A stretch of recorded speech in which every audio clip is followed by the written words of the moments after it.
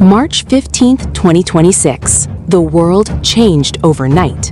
A joint operation by the United States and Israel, codenamed Epic Fury or Roaring Lion, crippled Iran's leadership.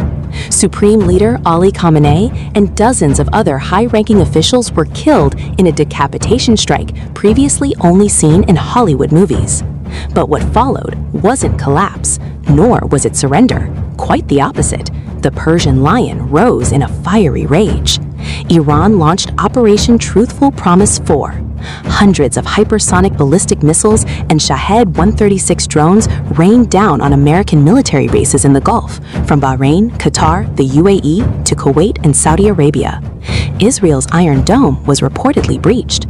The question now, is this the beginning of America's defeat, or is Iran doomed to total destruction?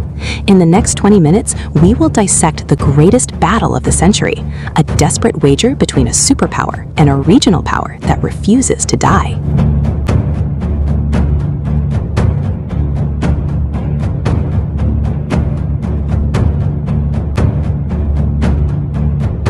Let's start with the cold facts of the numbers. The Global Firepower Index 2026 ranks the United States as the world's top military power.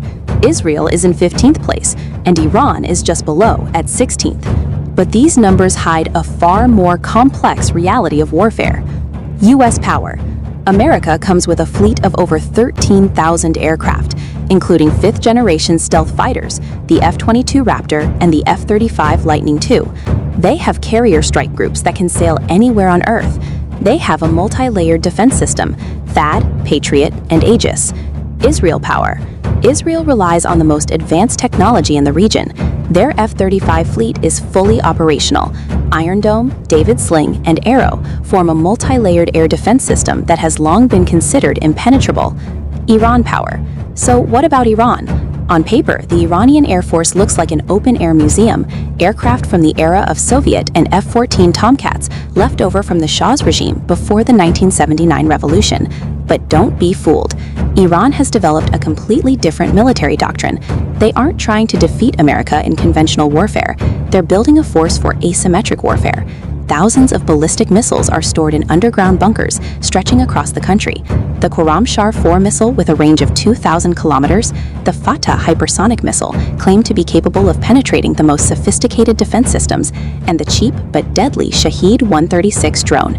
This is a battle between expensive technology versus cheap quantity, between conventional superiority versus a strategy of attrition.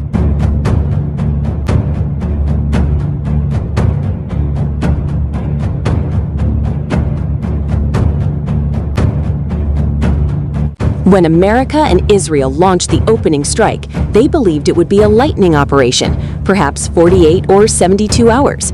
Target achieved. Khamenei dead. Nuclear facilities destroyed. Military command crippled. At least that's what they thought. But what they didn't count on was what analysts call the wounded animal strategy. Iran did lose its leader, but that triggered a more brutal response than expected. The Islamic Revolutionary Guard Corps, IRGC, moved quickly to fill the power vacuum.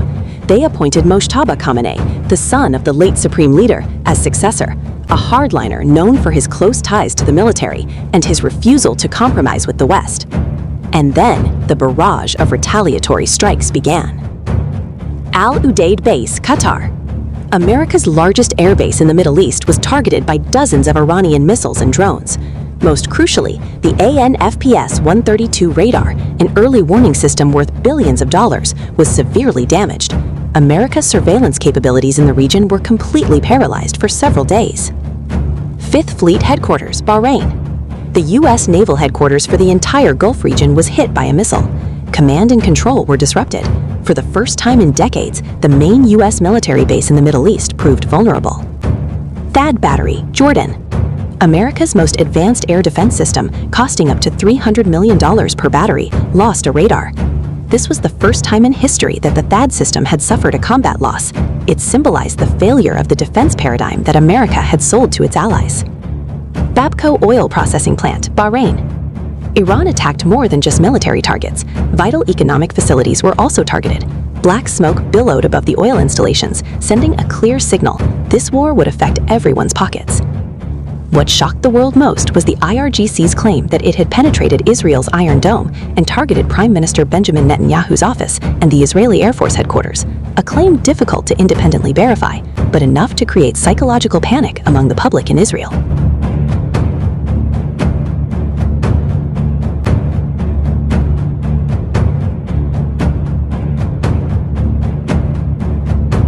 Now we come to the heart of Iran's war strategy, and it's both the most brilliant and the most terrifying. Iran realized early on that it couldn't defeat America in a one-on-one duel, so it turned the battlefield into an economic one. Look at the numbers. A single Iranian-made Shahed 136 drone is estimated to cost only about $20,000, a cheap drone that can be purchased for the price of a used car. Now look at the flip side. The interceptor missiles the US and its allies use to shoot down those drones, they cost between $3 and $5 million each. Standard missiles for fleet defense can even cost as much as $10 million. These are what military analysts call golden bullets at plastic targets. In the first 2 days of the war alone, the Pentagon is estimated to have spent $5.6 billion on munitions. In Washington, discussions are already underway in Congress about requesting an additional $50 billion. It's a race to see who runs out of ammunition first. Back then, and for the first time in history, America feared it could be the loser in that race. Global impact. But the impact didn't stop on the battlefield. Iran threatened the Strait of Hormuz, a vital waterway through which about a quarter of the world's oil passes, and that threat became real. The UN Conference on Trade and Development reported a 97% drop in shipping traffic through the strait.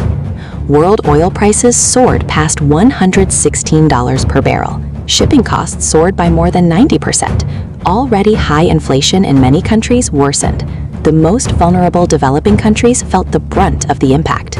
Even Indonesia, thousands of kilometers from the battlefield, began to feel the effects. The rupiah fell to between $16,800 and $17,000 per dollar. Iranian crude oil prices soared beyond the state budget assumptions. Pertamina raised the price of non-subsidized fuel. Domino effect. And there was another unexpected domino effect. This war turned out to be a big gift for Vladimir Putin in Ukraine. Senator Richard Blumenthal publicly stated that air defense systems and other weapons that were supposed to be sent to Kyiv were now being diverted to the Middle East. Ukraine, which had been dependent on Western military aid, was suddenly forced to share its dwindling supplies. This is what analysts mean when they say Iran is turning this war into a war of attrition, a conflict designed to exhaust the enemy's resources, both militarily and economically, until their fighting capacity is weakened.